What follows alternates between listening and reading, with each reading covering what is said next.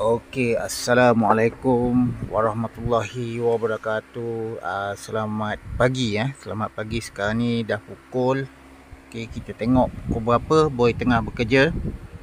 Okey, sekarang ni dah pukul 4.31 pagi, 32 pagi ya. Okey, hari ni boy nak nak kongsi sikit pasal wiring. Okey. Pasal wiring. Okey. Boy dah lama dah tak bekerja sampai subuh ni. Dah lama dah tak bekerja sampai subuh. Okey.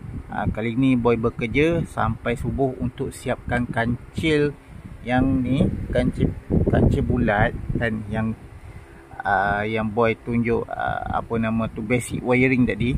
Okey.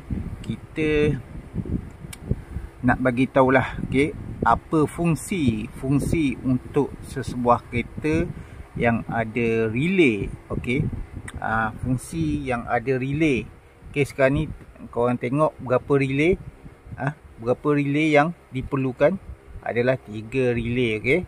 Okey, 3 relay ni ada fungsi yang tersendiri. Okey. Fungsi yang tersendiri. Okey. Kadang-kadang sebiji kereta tu ada 5 ke 6 relay kan, 10 relay, 3, 4, 2. Tapi dekat sini, okey, boy dah buat 3 relay saja. 3 relay, 4 relay. Okey. 4 ke 5 relay lah. Untuk auto, sebab dia dah convert manual ke auto pun kena ada relay. So okey, satu relay untuk kipas, radiator fan. Okey, satu lagi relay untuk auto. Okey, auto sama ada 2 relay. Okey, auto ada 2 ataupun 1 relay. Okey, satu lagi ECU, fuel pump dan AC tu bermakna aircon. Okey. Dekat sini boy ada buat relay tersendiri dia. Okey.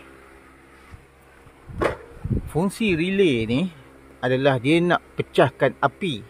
Okey, pecahkan api ataupun ignition dekat kereta. Okey, dia dah pecahkan ignition. Okey. Dekat sini boy tulis ECU. Okey, untuk ECU, ignition untuk ECU sahaja. ECU sahaja. Untuk fuel pump sahaja, dan AC ni untuk aircon sahaja. Okey. Kita tak boleh buat macam fuel pump lepas tu sekali dengan aircon, lepas tu sekali dengan ECU. Nanti dekat otak otak ni dia akan blur. Okey, satu nak pergi fuel pump lagi, ECU lagi, satu relay ni semua jalan pening. Memang dia tak ada tak akan boleh buat macam okey, kita rem aircon, ECU fuel pump pun cut. Lepas tu fuel pump pun tak jalan. ECU fuel pump pun tak jalan. Lepas tu ECU pun current pun tak betul. Tak boleh satu relay. Dia kena pecahkan relay ni.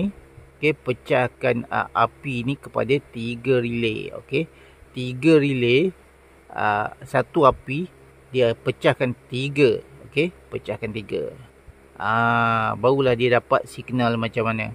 Okey.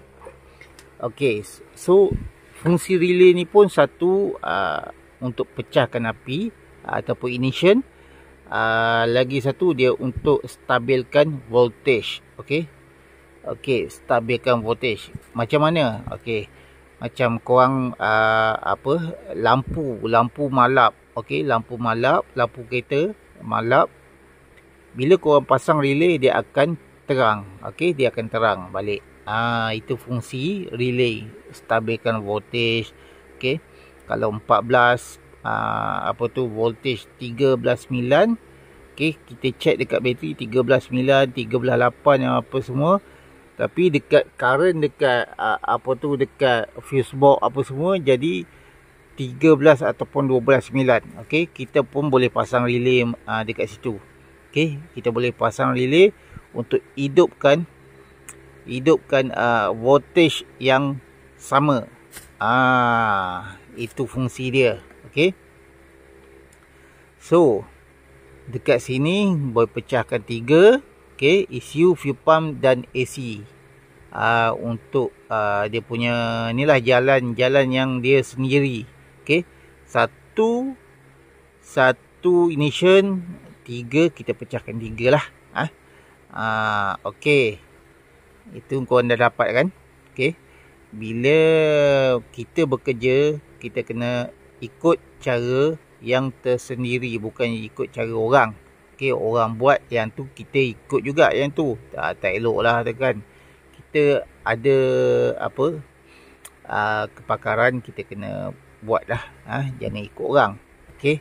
So, dekat sini, okey, boy nak bagi tahu lagi satu. Okey, korang nampak ni apa ni? Okey, ini adalah OBD port. Okey, OBD port ni boy dah buat untuk untuk scanner. Okey, scanner bila ada masalah enjin. Okey, kalau owner duduk jauh, dia boleh pergi ke mana-mana servis.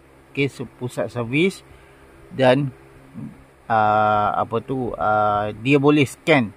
Okey, dia boleh scan sebab boy dah modify. Okey, kita dah ada pin kita dan wire. Okey, wire ni wire OBD. Okey, OBD tu nampak.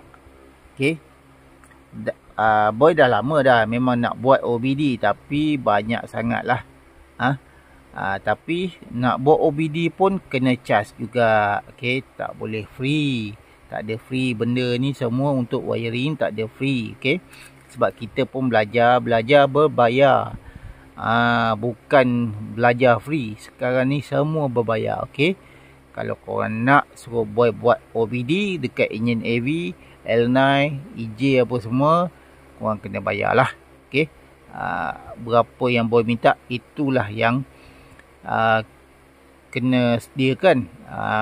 Bukannya benda ni kena ada ilmu. Okey, kalau korang nak belajar wiring ke apa ke, kena ada ilmu dan kena ada kepakaran. Okey, korang kena satu lagi, korang kena confident. Okey, kalau boleh buat, bolehlah jadilah. Okey, confident tu penting. Confident tu penting untuk sesebuah untuk komen kita lah. So, dekat sini boy dah terangkan. Okey, sama juga dengan sebuah rumah, dia ada one phase, single phase, two phase dengan single phase dengan three phase. Okey, macam three phase ni untuk lampu-lampu kan, dia pecahkan satu api, dia pecahkan 3 untuk lampu. Lepas tu untuk kipas, lepas tu untuk aircon. Dia macam tu lah. Samalah dengan kereta. Jalan cerita dia sama je. Untuk rumah, untuk kereta, sama je. Tak ada beza pun. Okey, sama juga kalau kau tengok dekat meter dekat rumah tu, ada 3 single phase ataupun three phase. Kalau rumah besar-besar tu, dia orang buat three phase. Okey, three phase untuk apa? Korang boleh tanya TMB, three phase ni untuk apa? Untuk pecahkan satu api kepada 3. Okey, untuk aircon, untuk lampu, untuk kipas kan. Okey, mesti jawapan dia sama dengan boy punya jawapan. Okey, korang dah dapat bila kita buat untuk sesebuah kereta, untuk buat wiring untuk sesebuah kereta, kita kena ada relay. Okey, relay ni dia ada berapa amp? Dia ada banyak amp lah, amplifier ampere dia. Okey, yang 40 amp ada, 20 amp ada, 30 amp ada. 60 A, 80 A, 100 A, 110 A, 120 A. Okey. Tapi depend pada dia punya current lah. Okey. Kalau bateri korang ataupun alternator korang charge pun tak berapa nak ni, tak guna juga, guna ampere tu besar sangat. Okey. Kalau boleh, kalau nak buat satu wiring macam ni, boy sarankan korang guna ampere 40 am ataupun 80 am. Okey, sekarang ni boy guna 80 am. Okey, 80 am pun dah berbaloi lah untuk korang pecahkan satu api kepada 3. Supaya voltage tu dia stable. Okey, ini dia. So korang kena belajar banyak lah, korang kena belajar benda ni. Okey, untuk M ni dia apa nama tu, bukan apa, kadang-kadang ada orang yang tanya, bang, masuk relay ni kereta boleh jalan lagi laju tak, horsepower lagi naik tak? Mana ada. Ni relay untuk api saja, bukan untuk tambah power kan, tambah pick up kan, tambah api lagi besar. Tak ada. Benda ni tak ada kena-mengena dengan api enjin korang tu. Okey, api enjin lah kan. Tapi kena tengoklah keadaan enjin korang. Kalau enjin lama memang nak kena buat overhaul lah kan. Okey, ini untuk stabilkan voltage korang, untuk pecahkan api korang macam tu lah. Okey, korang faham kan apa yang boy terangkan ni? Minta lah. Okey, minta faham, share apa semua apa yang kita terangkan ni. Kalau tak ada relay, semua ni tak berfungsi dengan elok. Okey, boleh tak ada relay, tapi korang kena directkan api kepada switch. Okey, bila korang directkan api kepada switch, nanti bila overcharge dekat alternator, korang tahu kan risiko dia adalah ECU ni akan terbakar. Okey, alternator bila-bila sahaja boleh overcharge. Kita tak perasan, kita tak tahu.